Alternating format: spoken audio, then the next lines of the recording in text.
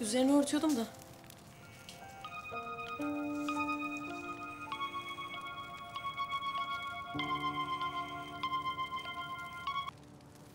Ben bir şeyler hazırladım ama biraz uyu istersen. Yok, uykum yok benim. Baş başa yemek yiyelim. Yani sen gitmeden. Sevinç teyzeciğim çok geçmiş olsun. Çiftlikte görüşürüz o zaman. Tamam. Bak dedim ama ben sana değil mi? Bir şey olmuştur dedim. Yoksa Gökhan benim telefonlarımı açardı. Tamam Banucuğum, tamam. Hazırlan da gidelim.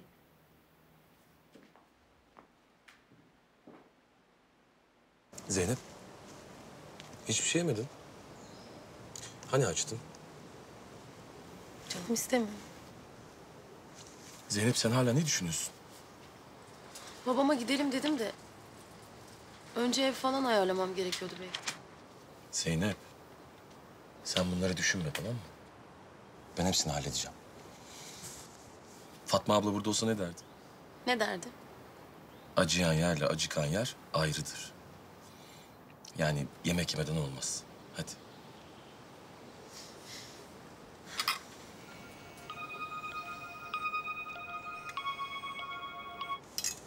Efendim anne. Ne? Anne bu adam daha iyileşmedi. Doktor ne diyor peki? Tamam anne. Tamam anne geliyorum. Zeynep benim gitmem gerekiyor. Babam durmuyormuş. Tamam. Bir şeye ihtiyacın var mı? Yok. Tamam. Birazdan görüşürüz.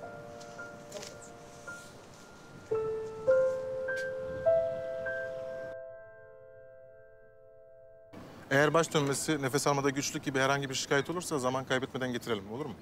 Merak etmeyin siz. Sorumluluk sizde. Ne yapalım, ikna edemedik işte. Geçmiş olsun. Sağ olun doktor. Sağ olun. Hadi Gökhan.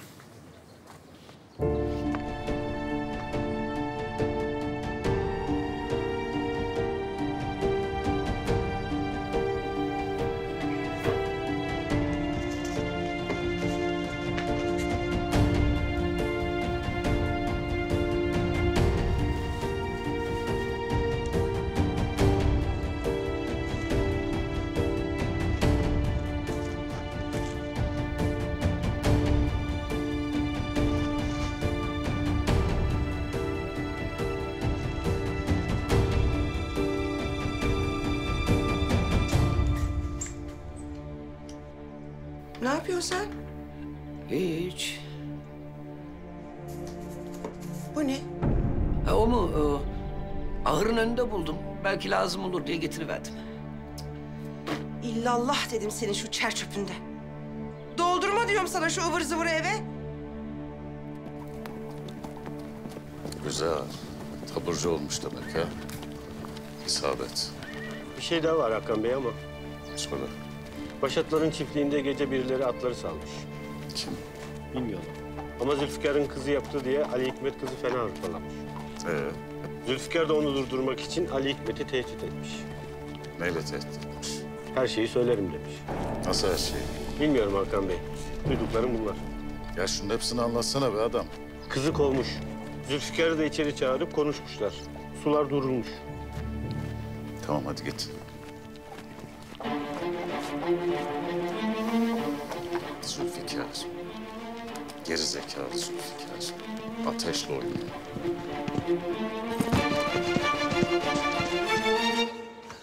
Gel, sana söyleyeceklerim var.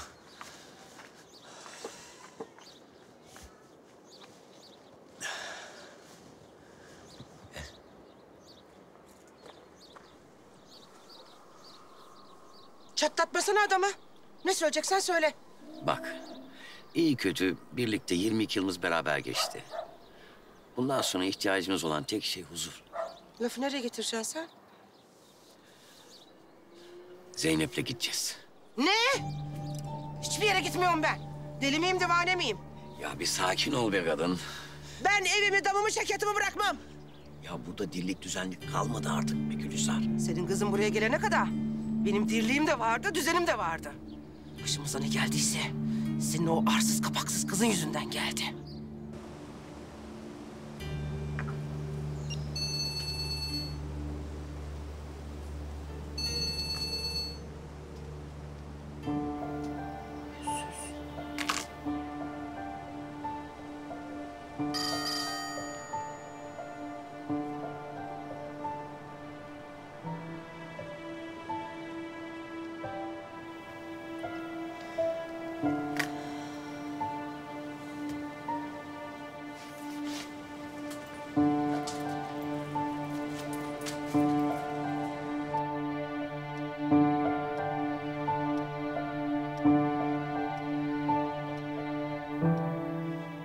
Cevap bile vermiyor lan.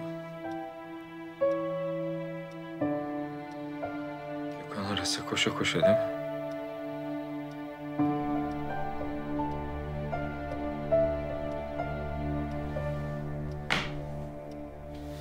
Ah benim salak kafam. Ah benim salak kafam. Hepsi senin yüzünden Ali Hikmet! Hepsi senin yüzünden! Başıma ne geldiyse hepsi senin yüzünden! Senin de oğlunun da! Ali Hikmet! Ne yapıyorsun sen ha? Ne yapıyorsun? Delirdin mi sen? Kes sesini. Yoksa ben bağırmaya başlayacağım.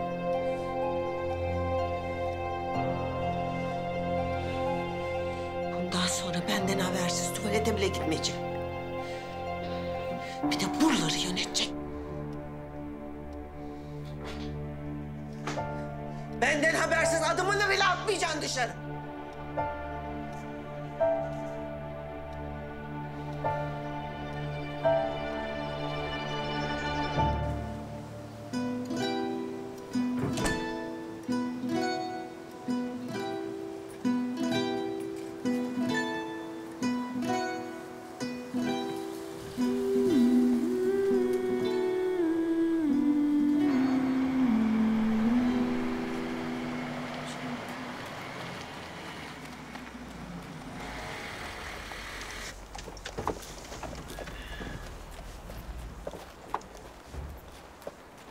Hoş geldin beyim. Hoş bulduk. Sağ olun. Sağ olun. İstemez ya, istemez. İyiyim ben. İyiyim. Hoş geldin abi, nasılsın? İyiyim. İyi. Ben daha çıkarmazlar diyordum ama. Gökhan. Bir şey yok çok şükür. Baksana sen buraya bir. Nesi var abimin? Niye sinirli yine? Bilmiyorum. Yol boyunca da ağzını bıçak açmadı zaten. Artık kafasına ne kurduysa.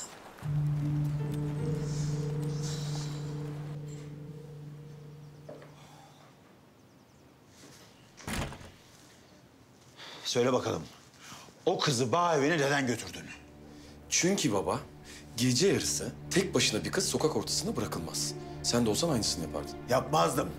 Hak ediyorsa bırakırdım. Sorun da bu ya, hak etmiyor. Hele ki kafasına silah dayanmasını hiç hak etmiyor. Baba, anlamadan bilmeden iş yapıyorsun. Zeynep masum. Sen ananın sözüne mi inanıyorsun? Yoksa o kızın sözüne mi? Anlaşıldı. Göreceksin baba. Sana bunu ispatlayacağım. Zeynep bu çiftlikten ilk gönderildiği zaman da suçsuzdu. Şimdi de suçsuz. Hodri meydan oğlum. Hodri meydan ispat et bakalım. Sana gir diyen oldu mu lan? Beyim, Gökhan beyim dediydi ki... Ne dediydi ki? Atları alacak adamlar geldi. Tamam Namık, sen çık. Geliyorum ben.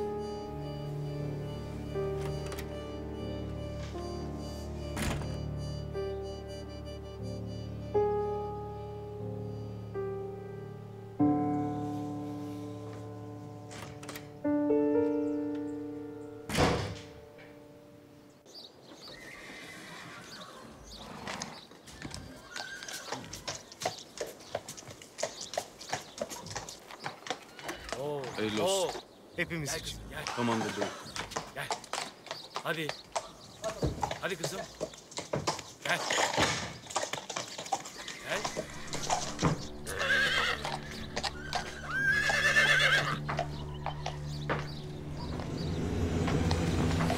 Yürü be! Yürü!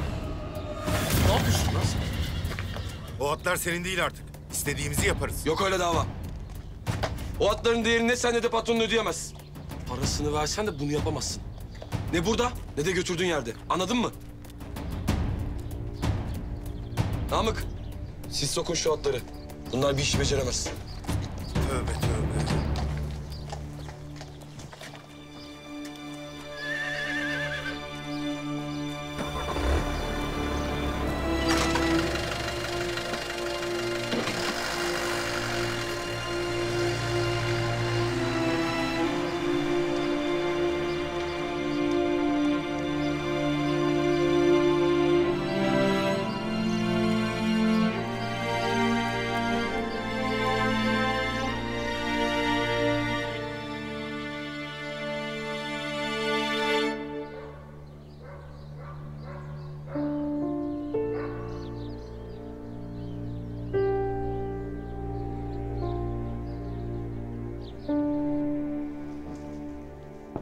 Gel.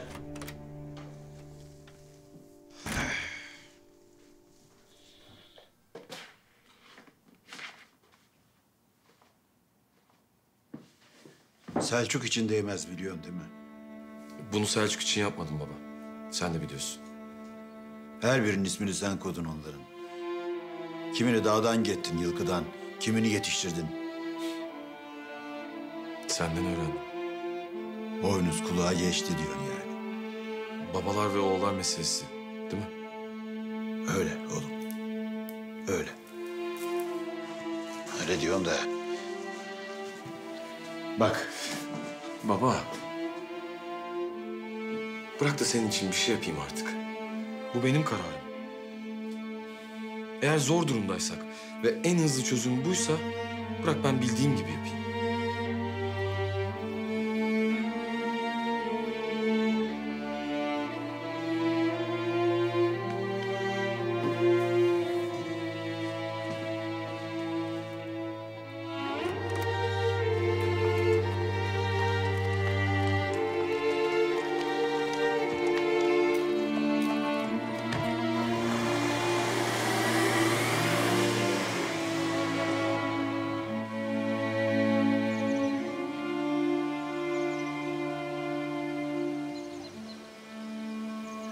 Anne.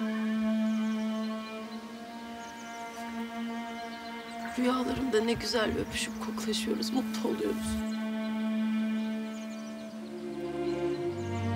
Çocukken de bir gün uyanıkken gelsem diye hayal ederdim. İşte.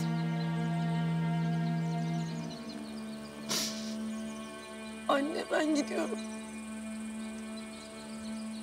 Ne zaman döneceğim bilmiyorum. Keşke gitmesem.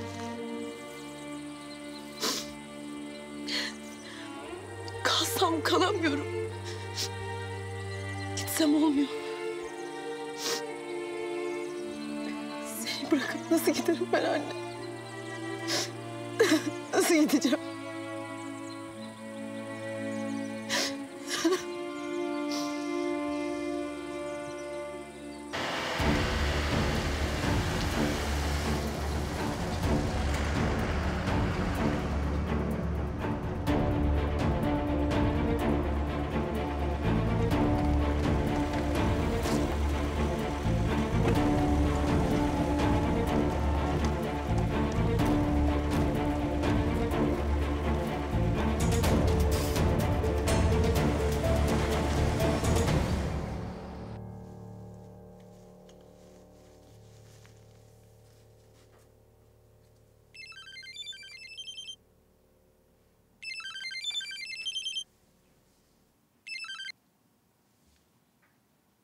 Ne istiyorsun?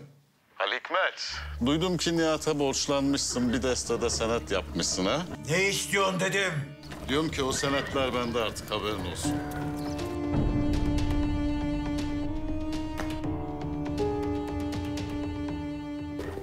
Şimdi ne yapacaksın bakalım Ali Hikmet Paşat? Oo Gökhan Efendi.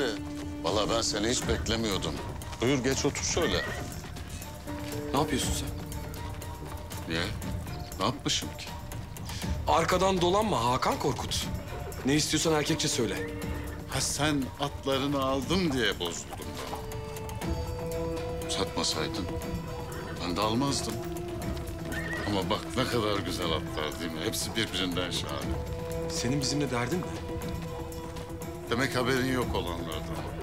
Baban da haklı tabii. Yüzü yok adamın söylesin sana. Ne anlatıyorsun sen? Bana bak. Derdin neyse geç karşıma erkek gibi konuş. Yoksa böyle... Öyle yok Gökhan. Ok yaydan çıktı artık. Tamam. Madem öyle. Atlarıma iyi bak. Hepsini senden geri alacağım.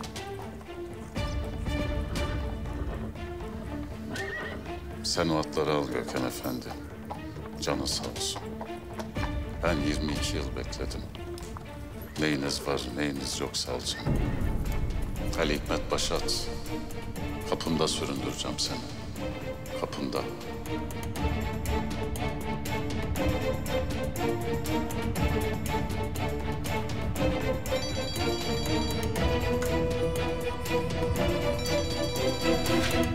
İzmir'e gitti de. Nihat Bey'in telefonu. Nihat Bey İzmir'e gitti. Ulan şerefsizler! Patronunuz İzmir'e gitti de telefonunu ofiste mi bıraktı? Evet öyle olmuş. Biz de şimdi ne yapsak diye düşünüyorduk. Söyleyin o patronunuza. Bitti oğlum o. Bitti.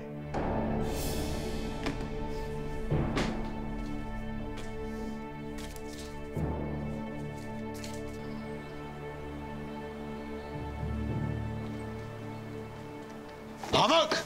İyiyim. Bir konuşsak. Ne? Yalnız. Sen dur. Gel.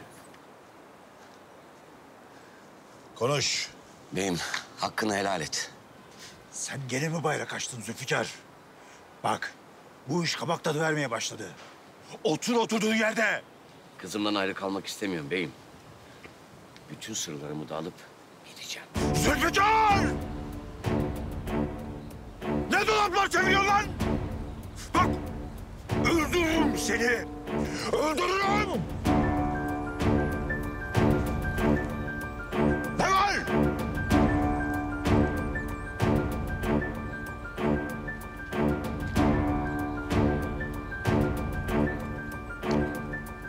Seninle sonra hesaplaşacağız Zülfikar.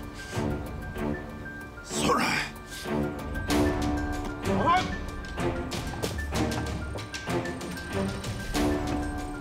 Çabuk, çabuk.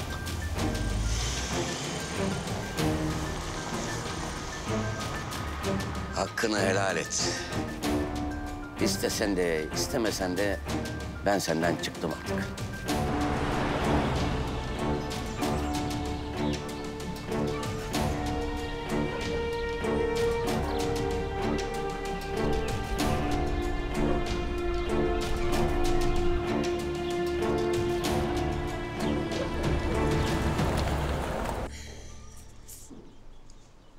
Hoş geldiniz. Rahatsız etmedik umarım. Olur mu? Ne demek? Aşk olsun. Başımızın üstünde yeriniz var. Sevinç teyzeciğim geçmiş olsun. Ne güzel çiçekler bunlar be. Çok teşekkür ederim. Buyurun ayakta kalmayın. İnanamadık Sevinç Hanım. Ali Hikmet Bey ayaklanmış bile. Gelirken gördük ama o bizi fark etmedi. Ali Hikmet işte. Her zaman işine daha çok önem veriyor sağlığından. Ama şu kazada gerçekten Allah korudu. Gökhan nerede Sevinç teyze? Gökhan Zeynep'i bağ evine götürmüş. Zeynep gitti abla. Yani ne alakası var? Yo, Fatma söyledi.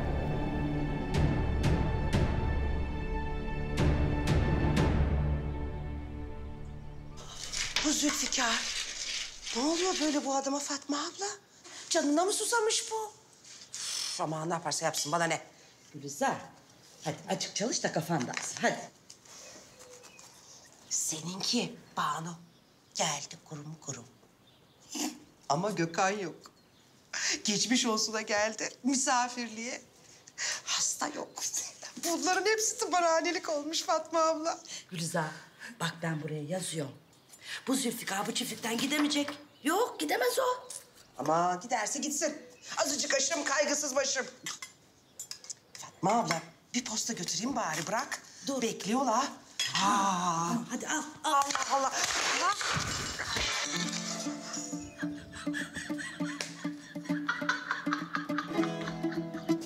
Kız Gülizar! Ağzına şunları Fatma abla. İşte neyse koştura koştura hastaneye gittik. Tabii kanlar alındı, tahliller yapıldı falan. Sonuçlarını bekledik. Allah'tan sonuçları iyi çıktı. Tabii iyi çıkınca Ali Hikmet durur mu orada? Kalmak istemedi. Hemen eve geldik biz de. Çok geçmiş olsun tekrardan. Banucuğum artık biz kalkalım. Evet anne. Aa, nereye? Olur mu canım? Daha çay içeceğiz. Fatma! Bak börek de yaptırdım. Tazecik çayla beraber börekleri de yeriz. Hasta ziyareti kısa olurmuş. Zaten benim de çok işim var. Müsaadenizle. Yok hayatta olmaz. Lütfen ısrar ediyorum. Ali Hikmet Bey iyileşsin, biz yeniden geliriz. Buyurun. Geçireyim sizi.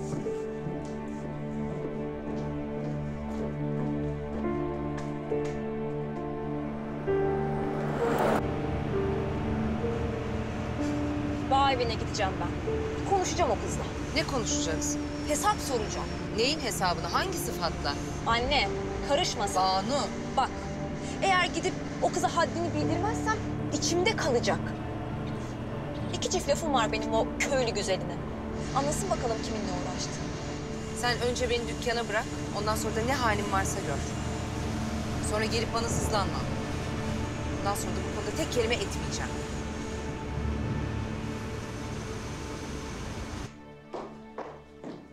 Ne yaptığını sanıyorsun sen ha? Ne istiyorsun? Ha? Gökhan'la Banu'nun neden birleşmesini istemiyorsun? Onlar zaten ayrı Sevinç. Ben senin aklını başına getirmek için öyle davrandım. Burada aklı başında olmayan bir tek sensin. İstemiyor işte Sevinç. Hırsından çocuğunu bile gözün görmüyor. Esas senin gözün görmüyor. Söyle. Söyle bakayım ne diyeceksin gelin hanım? Ne diyorum biliyor musun? Böyle Ali Hikmet bu atları Selçuk'un serbest bıraktığını öğrense... Sence Selçuk'a ne yapar? Ben de çok merak ediyorum ne yapacağını. Acaba abim bu kadar büyük yalan söylediğini, bile bile bütün suçu Zeynep'in üzerine attığını öğrenince ne yapacak? Ha?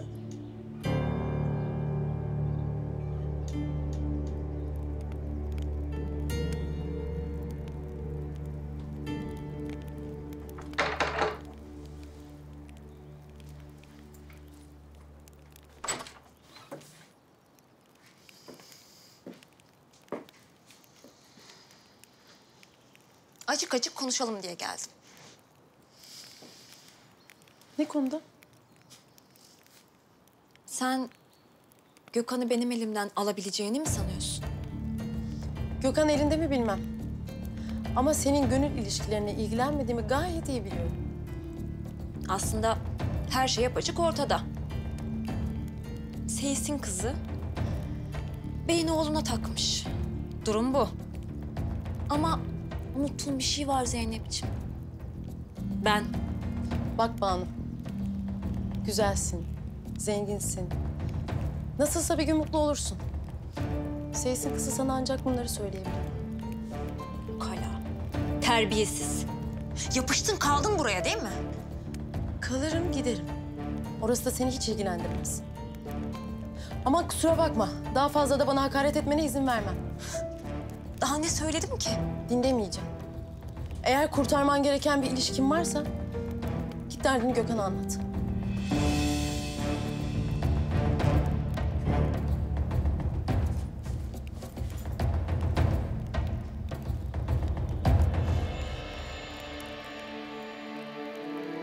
Senin ne işin var burada? Zeynep'in gideceğini söylediler bana. Güle güle demeye gelmedin herhalde. Hayır Gökhan, seninle konuşmaya geldim. Arıyorum açmıyorsun telefonlarımı. Uygun olsaydım açardım Banu. Şimdi. İzninle.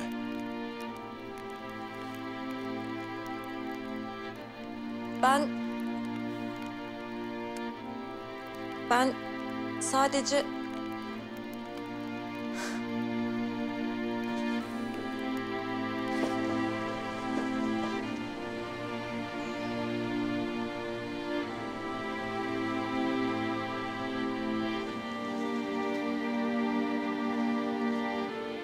Seni üzecek bir şey söylemedi değil mi? O kız beni üzemez Gökhan. Banu'nun sadece biraz kafası karışık. Ne olursun bana bunları anlatma. Hem senin özel hayatın bu. Zeynep. Sana daha önce de söyledim. Banu'nun benim özel hayatımla ilgisi yok. Gökhan, benim bunlara harcayacak vaktim yok. Haklısın. Benim de yok. Hadi gel. Nereye gidiyoruz? Soru sormak yok.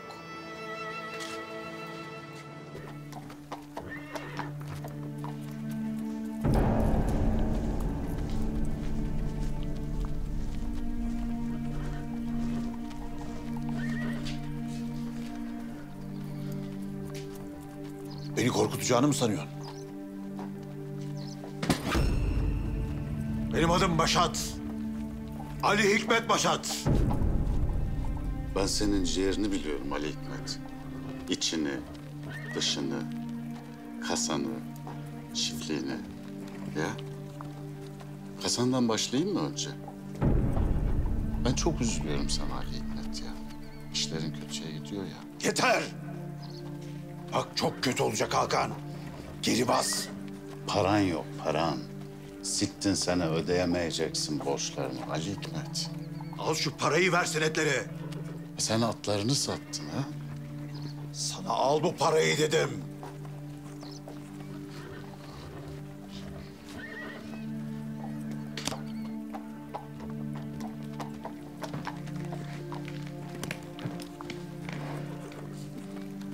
Sen bu parayla senetlerin yarısını bile ödeyemezsin Ali Hikmet. Sen beni soymaya mı kalkıyorsun lan? He, hem de donuna kadar. Başatların bana yaptığının 1000 katını sana yapacağım Ali Hikmet. Ne yapmış lan sana Başatlar? Sen benimle dalga mı geçiyorsun Ali Hikmet? Yoksa hafızanı mı kaybettin? Tabii insanın eli bu kadar kanlı olunca böyle oluyor demek ya. Ne diyorsun Hakan sen? Diyorum ki abimi öldürdün. Sevgili yengem Nedret'ten bir olup malımı, mülkümü çaldın. Hatırladın mı? Yoksa devam edeyim mi Ali Hikmet? Keşke abinle beraber o arabada sen de ölseydin de kurtulsaydım. Daha çok keşke diyeceksin Ali Hikmet. Asıl senden ve hayatımı karartan kızından intikamımı alınca keşke diyeceksin. Ama iş işten geçmiş olacak. Gebertirim lan seni! Kimse elimden alamaz! Al. Al. Ha, vur beni.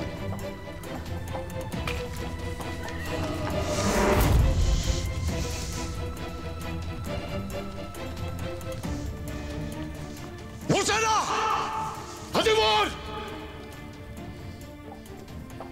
Hadi vursana Ali Hikmet!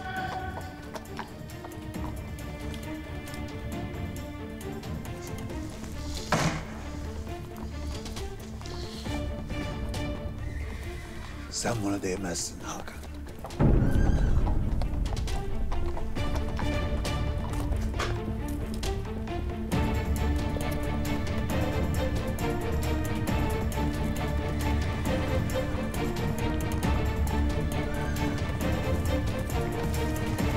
Çekil. Sen çiftliğe.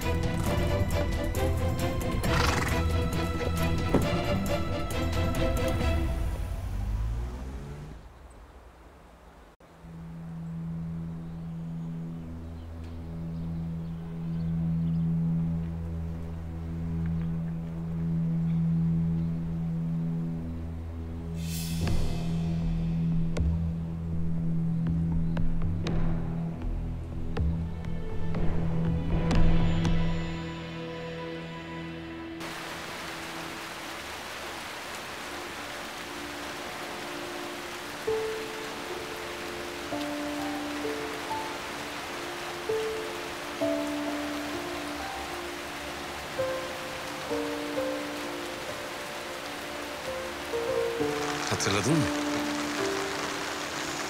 Hatırlamaz mı? Çocukluğumuzda ne çok gelirdik böyle.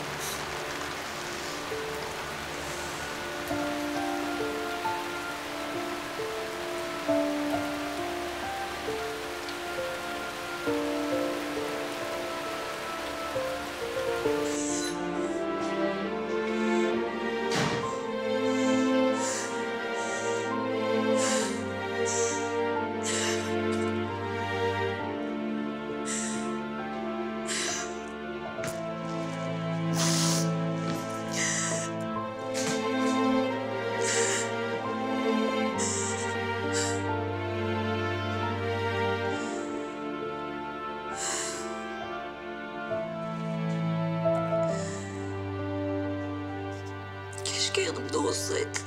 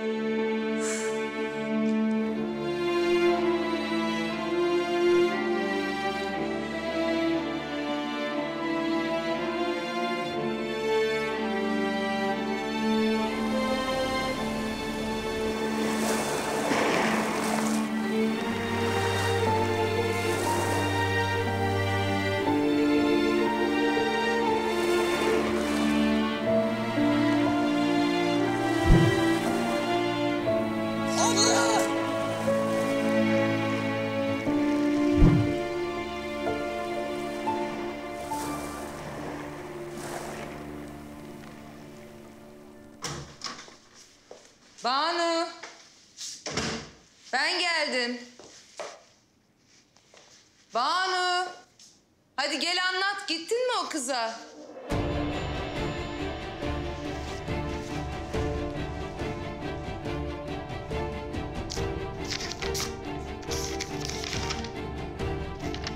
Anneciğim, biliyorum bu mektubu okuduğunda her şey için çok geç olacak. Ve sen beni asla affetmeyeceksin. Ama ben Gökhan'ı senin tahmin edemediğin kadar çok seviyorum anne. Bugün onu tamamen kaybettiğimi bir kez daha anladım. Ve umudumu yitirdim. Onsuz bir hayat benim için yok olmak demek zaten anne. Yapamıyorum. Yaşamak istemiyorum. Sana layık olamayan kızım Banu.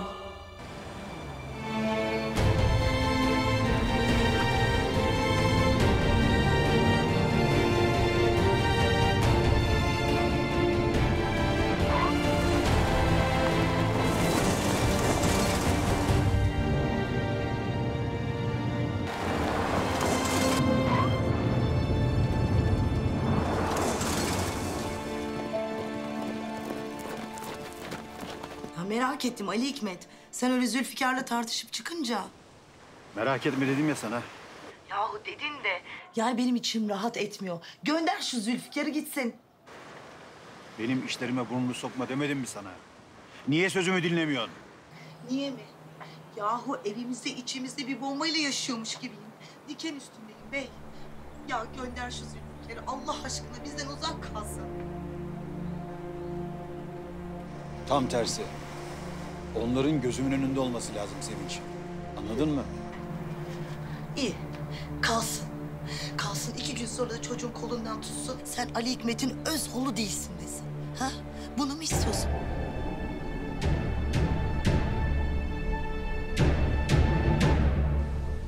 Zeynep'i istemiyorlar. Artık onu burada tutamam. Biz seninle boşuna mı konuştuk Zülfikar? Ha? Ben bunca yıl boşuna mı okuttum Hülya'nın kızını? Ha? Hakan Bey, bugüne kadar ne istediyseniz her şeyi yaptım. Bunca yıldır kızımdan ayrı yaşadım. Yanına bile gitmedim. Ama artık yeter. Kızım nerede? Ben orada. O senin kızın değil Zülfikar. Benim kızım. Ben büyüttüm. Anasından zaten bir iz yok. Gel sen de vazgeç bu sevdadan. Söyledin peki kimselere? Neyi? Zeynep'in Ali Hikmet'in torunu olduğunu söyledin mi kimseye? Hiç kimseye söylemedim. Söyler miyim? Zeynep'i hiç ateşe atar mıyım ben? Bak doğru söyle bana.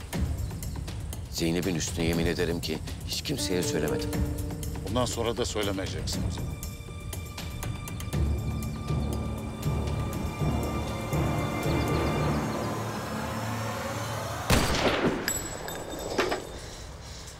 Zeynep. İyi misin? İyiyim.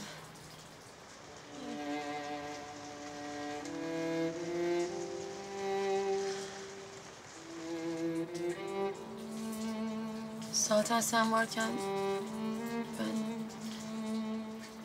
Evet. Buraları çok özleyeceğim.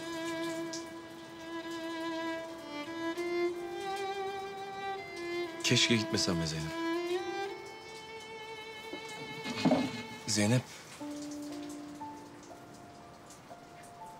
Ben bu bitsin istemiyorum.